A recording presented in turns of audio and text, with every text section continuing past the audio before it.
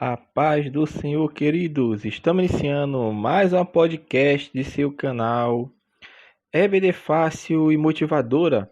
E na podcast de hoje nós estaremos dando início aos nossos estudos bíblicos do primeiro trimestre do ano de 2023, iniciando a lição bíblica Jovens, que tem como tema do trimestre Separados para Deus, buscando a santificação para vermos o Senhor e sermos usados por Ele. E na lição de hoje nós estaremos a lição de número 1, santificação. O caminho que leva à vida eterna com Deus. Então hoje, meus amados irmãos, nós estaremos iniciando o nosso estudo deste trimestre, que iremos estudar sobre santificação. Encerramos o trimestre passado falando sobre liderança e na lição de hoje, neste trimestre, estaremos estudando o tema santificação. E a lição de número 1 vai falar sobre santificação.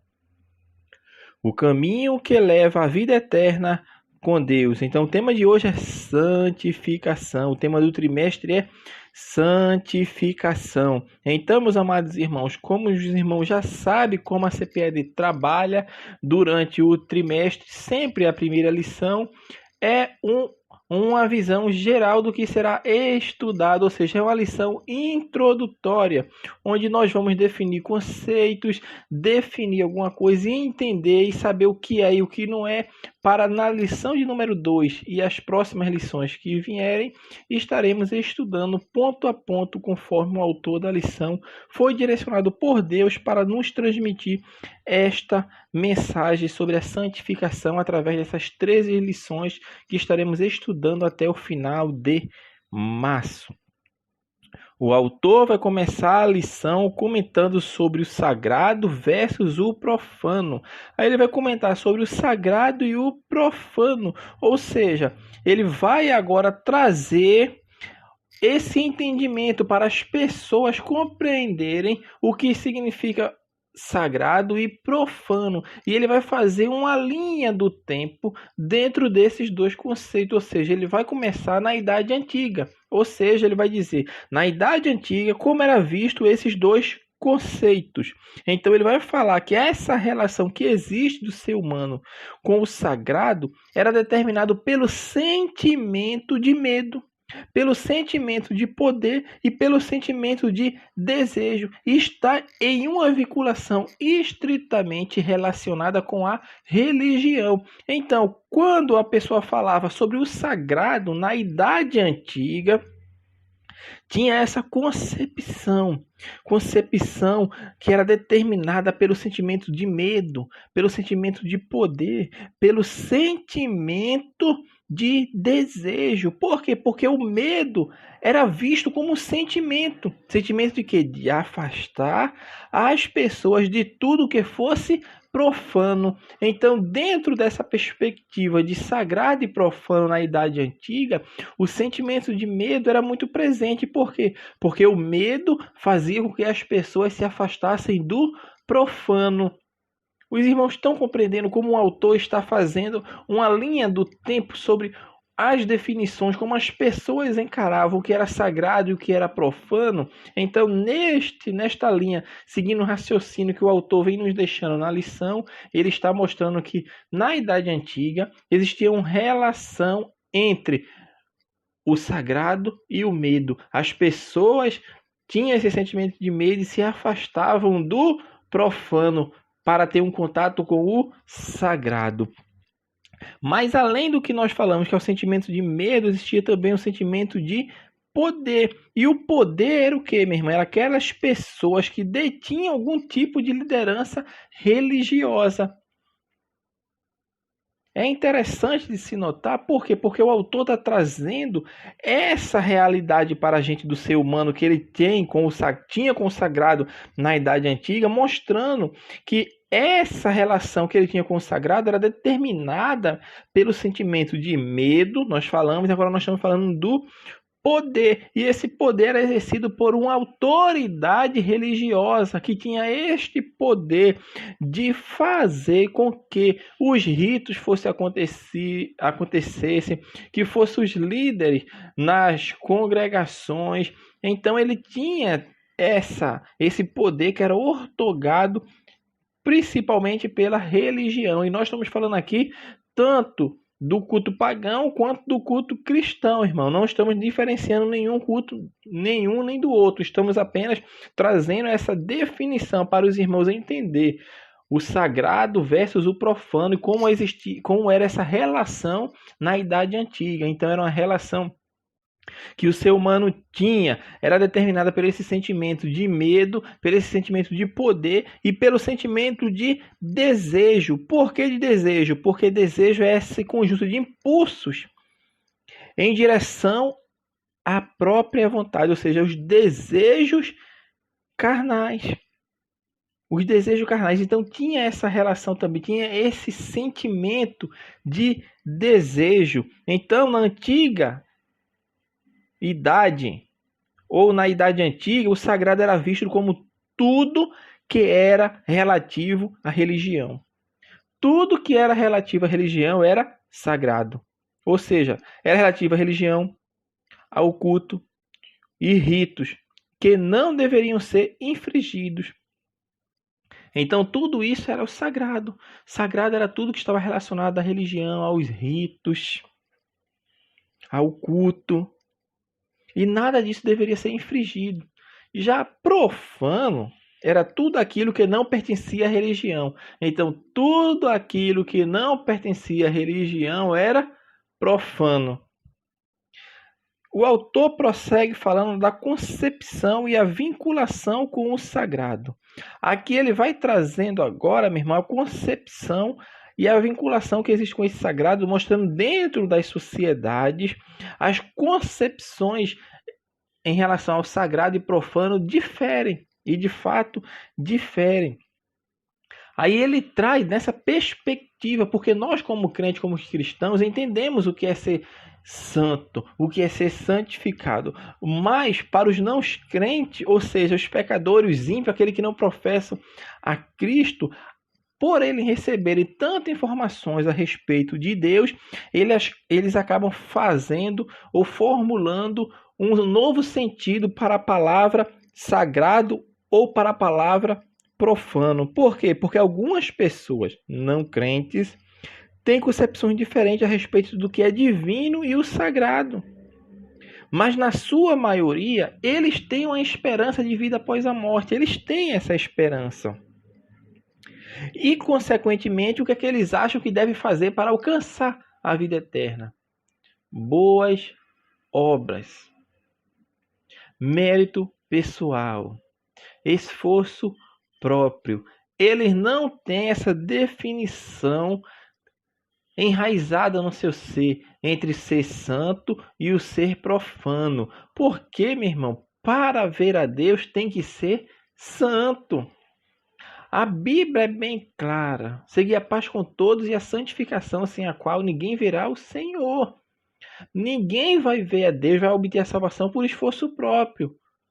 Então essas definições de sagrado e profano, elas se tornam, meu irmão, importantíssima, principalmente para os crentes, sim, para os crentes que têm crentes ainda que não entendem o sentido das palavras, mas também para os não crentes. Por quê? Porque vai levar para que eles entendam que para ver a Deus não é através do esforço próprio, de méritos pessoais, de fazer alguma obra para conseguir a misericórdia de Deus. Não, mas tem que ser santo, que é o que nós vamos ver o significado da palavra santo que nós já conhecemos, principalmente nós que já professamos a fé. Então existe essa concepção errada de pessoas não crentes de atribuírem o divino sagrado através de méritos pessoais, ou seja, eu agradar a Deus é eu fazer com que as pessoas sejam bem assistidas, sejam bem cuidadas, e através de eu fazer essas boas obras, eu estou agradando o divino e certamente eu estou tendo contato com o sagrado para obter a minha salvação, quando na verdade não é nada disso.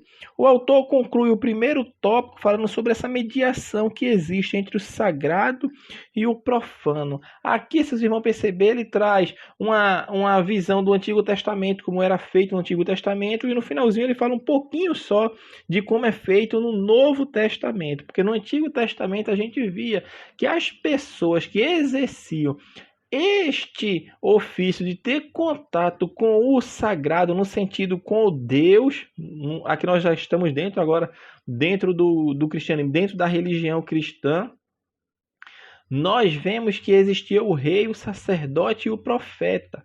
Essas três pessoas que tinham o contato direto com o Criador, ou seja, eram pessoas que Deus se relacionava mais do que as outras pessoas comuns. Por quê? Porque houve uma separação. O rei era aquele que exercia autoridade sobre o povo, mas era um rei que era constituído por Deus. Observe que Deus era um estado onde Deus ainda exercia o governo, porque era um governo teocrático. Tinha um rei, mas era um rei que Deus escolhia e que Deus falava para dar as diretrizes, ou seja, era com o auxílio de Deus que os reis também governavam, principalmente no início do período ali entre Saul, Davi e Salomão. Tinha a figura também do sacerdote, e dentre os sacerdotes tinha um que era chamado de sumo sacerdote, era o único que tinha o direito a entrar na parte mais santa do tabernáculo, enquanto Moisés estava no deserto, e depois que Salomão constrói o templo santo dos santos, era o sumo sacerdote que tinha esse poder de adentrar para oferecer sacrifício de expiação pelo povo, ou seja, e apresentar os pecados do povo para serem expiados, ou seja, essa pessoa tinha uma alta relação com o Criador, além dos profetas. Os profetas eram aqueles os enviados por Deus para proclamar mensagem de arrependimento, mensagem de ânimo, mensagem de juízo e de esperança, tanto para o rei, quanto para os sacerdotes, quanto para o povo. Então, essa mediação entre o sagrado e o profano, dentro da religião judaica, que no Novo Testamento passa a ser o cristianismo, que Deus de ambos os povos fez um só, ou seja, tanto judeu quanto gentios, como era assim caracterizado essas pessoas que não professavam nenhuma fé no antigo aliança chamada de gentios.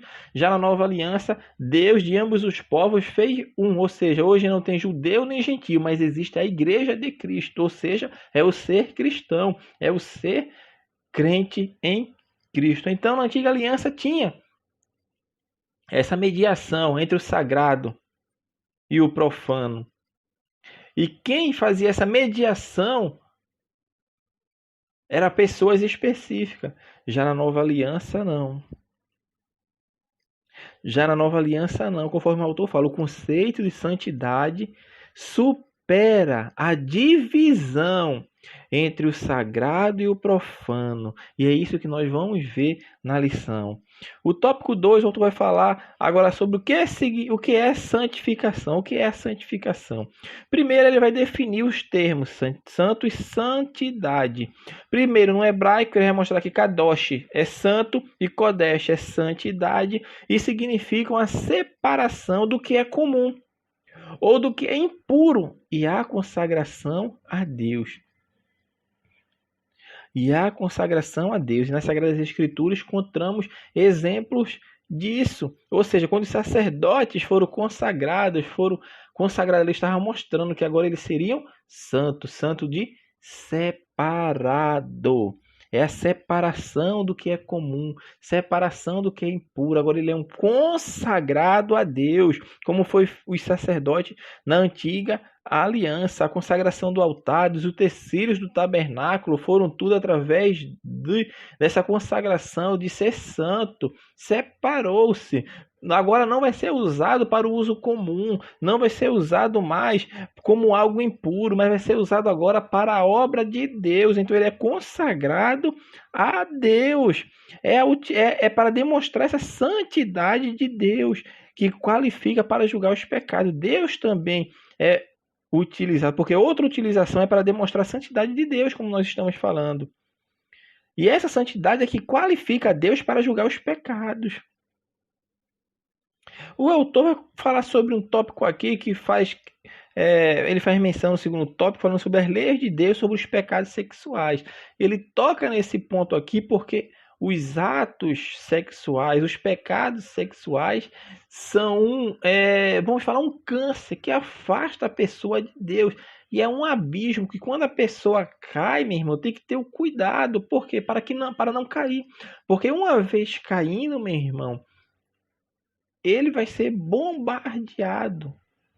Primeiro, pela sua consciência. Segundo, pelo inimigo, meu irmão. E isso é um pecado que afasta terrivelmente as pessoas de Deus. Porque a pessoa agora se deu ao uso impuro, ao uso profano, ou seja, ele saiu daquilo que é estabelecido por Deus para praticar um ato que é a parte do Criador. E o pecado afasta o homem de Deus. A pessoa, quando é consagrada, quando é santificado e santo, ele é separado.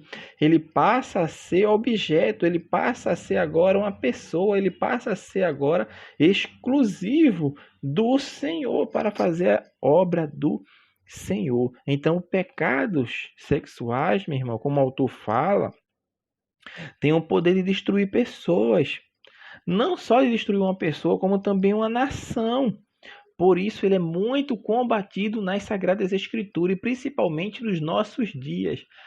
A imoralidade sexual tem levado nações inteiras ao distanciamento do Senhor. A nossa nação precisa ser sarada. A nossa nação precisa ser curada.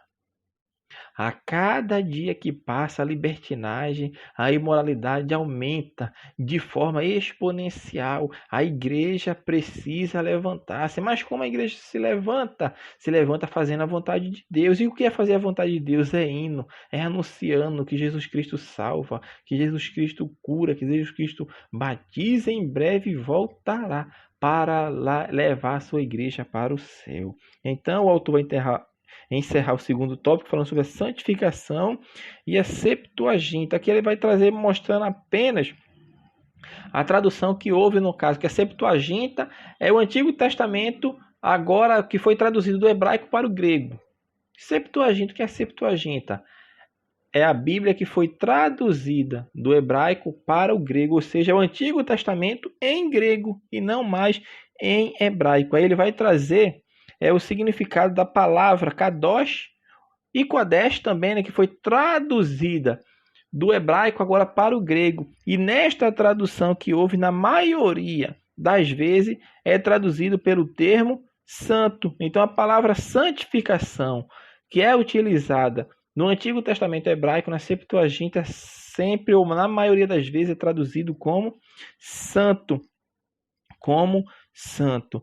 E o último ponto da lição, para encerrarmos este comentário, vai falar sobre os 3 estágios da santificação.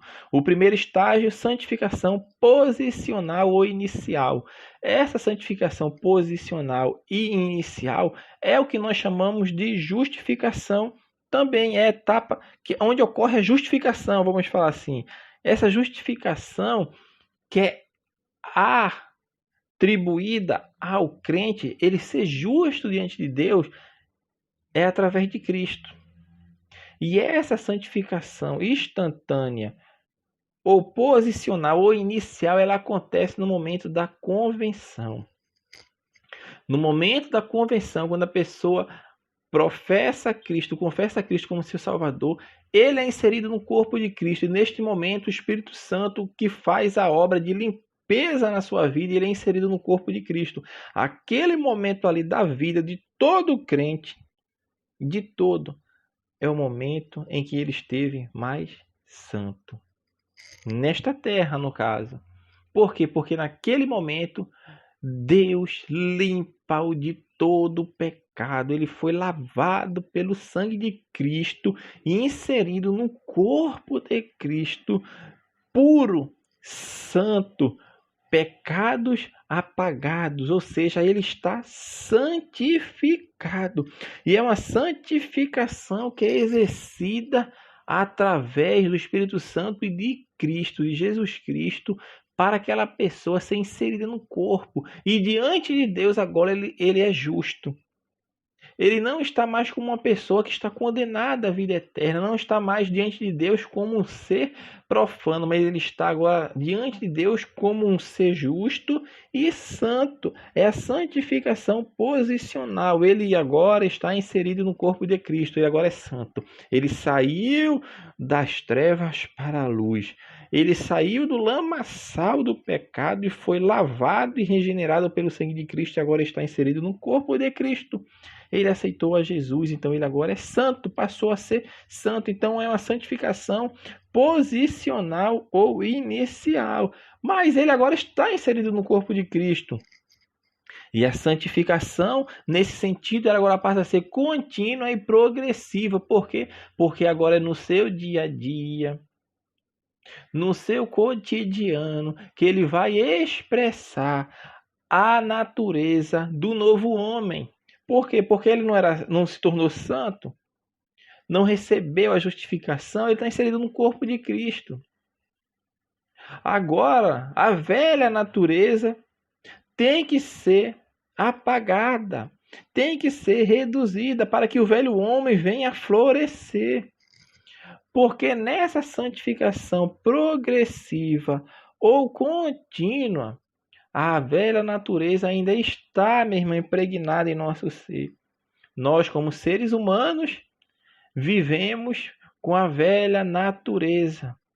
Por isso, tem-se essa tendência às coisas que afastam do Criador, porque é a velha natureza. Então, essa santificação progressiva ou contínua é a que nos faz nos aproximarmos cada vez mais de Deus. Por quê? Porque nós somos santos e santo é separado. Por isso, quando comete esse pecado, o Espírito Santo, que agora habita no crente, porque o Espírito Santo habita só no crente. O ímpio, o não crente, o pecador, ele não tem o Espírito Santo. Ele vive pelos anseios da sua alma, porque seu próprio espírito está adormecido. Mas o crente não, ele tem o Espírito Santo e o seu espírito está vivo, porque é através dele que existe esse relacionamento com o Criador. Então, nessa santificação que nós estamos falando, a contínua ou progressiva, é a santificação que vai nos fazer alcançar a vida eterna. Por quê?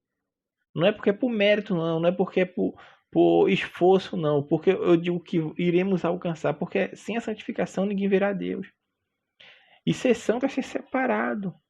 Então, durante a vida como cristão, durante a vida como pessoas que professam a Cristo, devemos caminhar neste mundo, entretanto, separado do mundo, porque aquele que se faz amigo do mundo torna-se inimigo de Deus. Então, o crente deve andar em santidade. O que é andar em santidade é viver alinhado pelos preceitos e mandamentos de Deus. É o nosso caminhar. Como o autor aos Provérbios escreve: para que a nossa luz brilhe cada dia mais até ser dia perfeito. Então, a cada dia eu devo brilhar mais, eu devo ser mais santo. E esse dia perfeito, que é a santificação final, ela não se dá, meu irmão, neste corpo, mas a santificação final, que nós podemos chamar de redenção, é quando o corruptível se revestir de incorruptibilidade. É quando esse corpo for transformado e se tornar igual de Cristo. Essa é a santificação final. Essa é a nossa redenção. Então, o que é santificação final? Santificação final é aquele que uma vez passou pela santificação inicial, ou santificação posicional, foi inserido no corpo de Cristo, viveu uma vida santa, ou seja, teve uma vida de santificação progressiva e contínua. Essa pessoa que viveu ao lado de Deus, fazendo a vontade de Deus, porque Deus a justificou, porque Cristo a justificou diante de Deus, porque Cristo a inseriu, o Espírito Santo a inseriu no corpo de Cristo, essa pessoa vai ser ressuscitada no último dia e vai receber um corpo glorificado. E esse corpo glorificado é a redenção, que é a santificação final, quando estará ausente da natureza humana, quando estará ausente o pecado, porque ele não vai ser mais capaz de pecar. É a condição que está os anjos agora, que ficaram ao lado de Deus, tiveram uma escolha. Hoje eles já estão nessa santificação final. Fazendo esse paralelo para os irmãos entender. Embora ele não tivesse corpo físico, mas hoje eles não têm a opção mais de pecar, porque já vivem ausente do pecado. E é assim que nós um dia seremos aqueles que alcançarem a salvação em Cristo. Um dia estaremos com esse corpo transformado, sem a natureza humana, mas santificado totalmente, ou seja, redimido. A ausência do pecado vai ser uma realidade na vida daqueles que passarem pela redenção em Cristo Jesus, ou seja, serem salvos em Cristo. Então, meus amados irmãos, assim nós estamos encerrando a nossa lição de hoje, e nós estamos falando sobre santificação ao longo deste trimestre. Na lição de número 1, nós falamos sobre santificação, o caminho que leva à vida eterna com Deus. Que Deus abençoe os irmãos e até a nossa próxima aula, se assim o Senhor permitir.